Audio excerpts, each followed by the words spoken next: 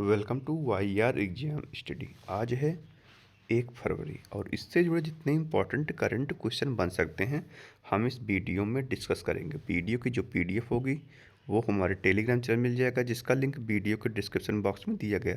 और बता दें, इस वीडियो के अंत में एक क्वेश्चन दिया था क्वेश्चन, और उससे जुड़े जितने फैक्ट हैं आपको लिखने चाहिए। तो चलिए शुरू करते हैं।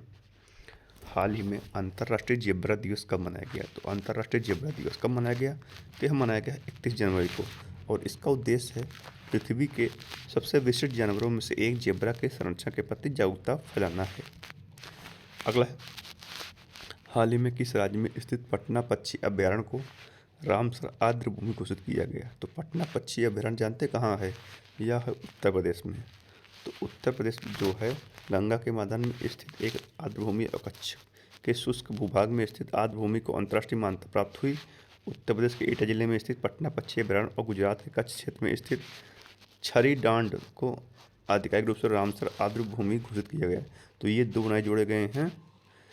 उत्तर प्रदेश का कौन सा? पटना पक्षी अभ्यारण्य, और दूसरा छरी डांड कहाँ का? गुजरात का।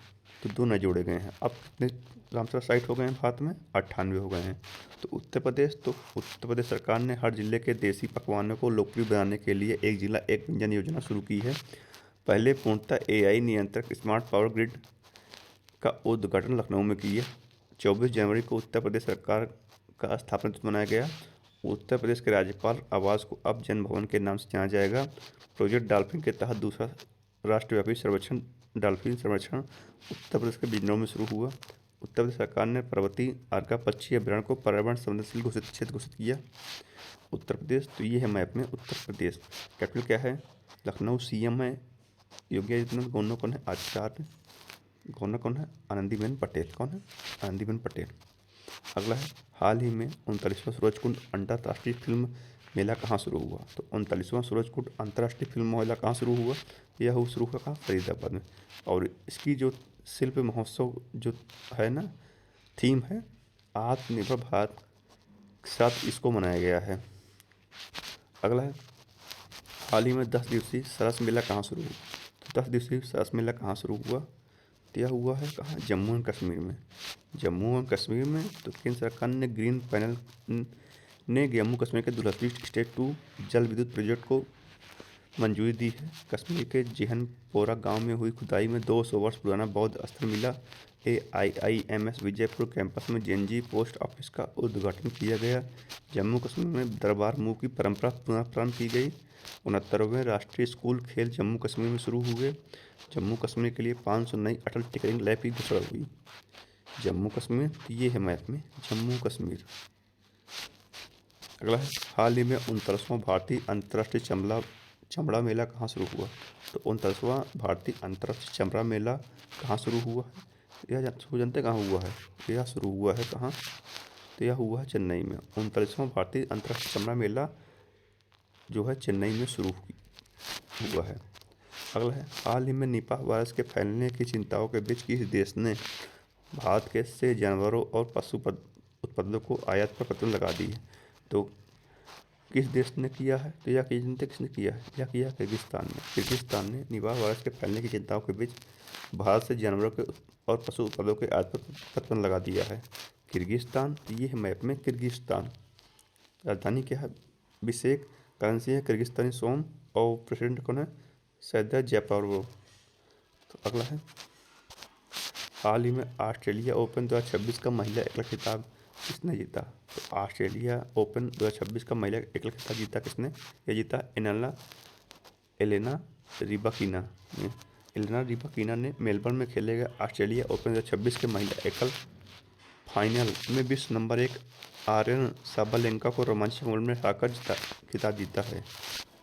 अगला है, हाल ही में किस राज्य के मुख्यमंत्री ग्रामोत्थान योजना की शुरुआत की गई? तो किस राज्य में की गई है? तो यह की गई जानते हैं कहाँ? यह की गई कहाँ? गुजरात में।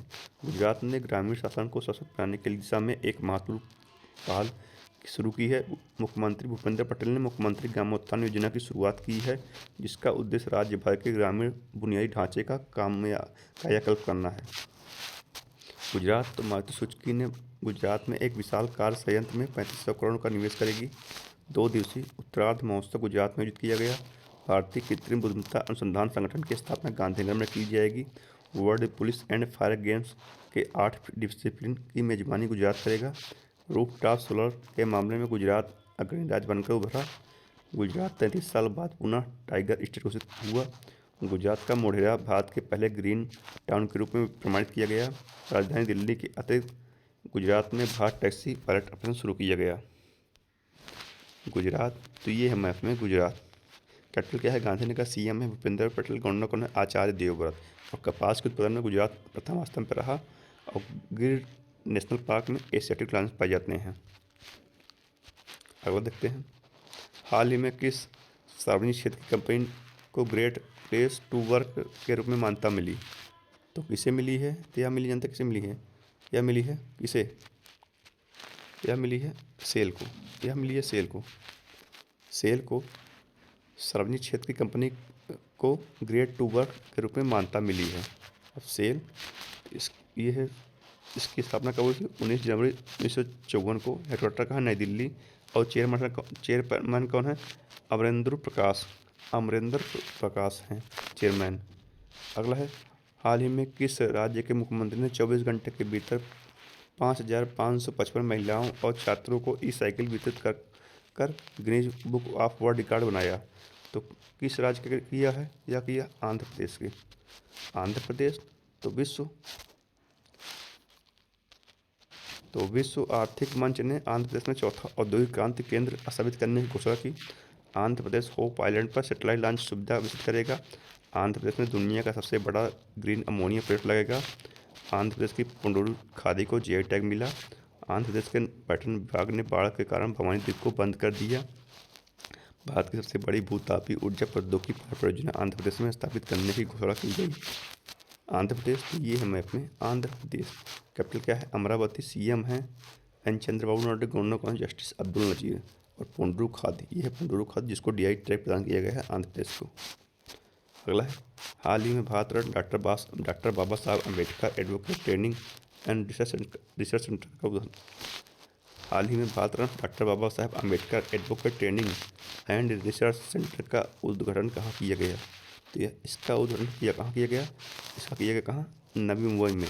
महाराष्ट्र के मुख्यमंत्री देवेंद्र फडणवीस और भारत के पूर्व मुख्य न्यायाधीश न्यायमूर्ति भूषण आर गवई ने आज नवी मुंबई के तालोजा में भारत के पहले Bharat Ratna doctor Baba Saheb Ambedkar advocate training and research centre का उद्घाटन किया है।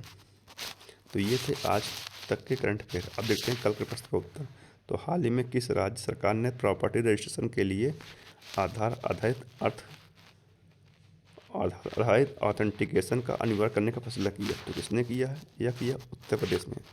आप देखते हैं रिवीजन।